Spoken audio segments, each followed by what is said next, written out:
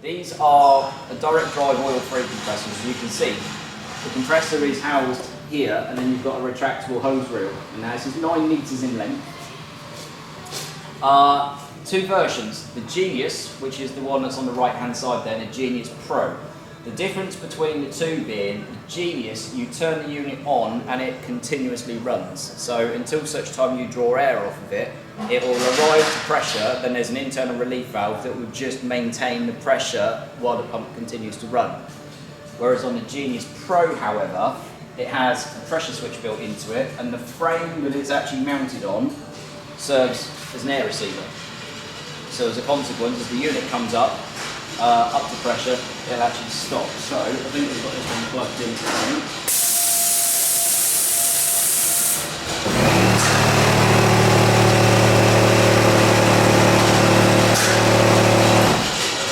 And here it comes to a dead stop.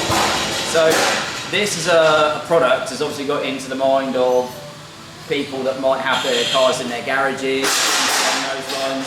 Some of the guys we were speaking to about yesterday, even things for like football inflation, things along those lines. Anywhere where somebody might want compressed air but doesn't necessarily want a compressor, they're going to start pulling around and sort of plugging in from location to location.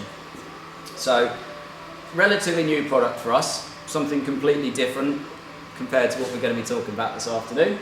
But a low cost unit and very convenient if somebody's looking for something small to, say, have in their garage or a shop or whatever. I suspect there's going to be a lot of applications for those, and it's probably something that's going to develop potentially as a market. But there we go. So that's the Genius units.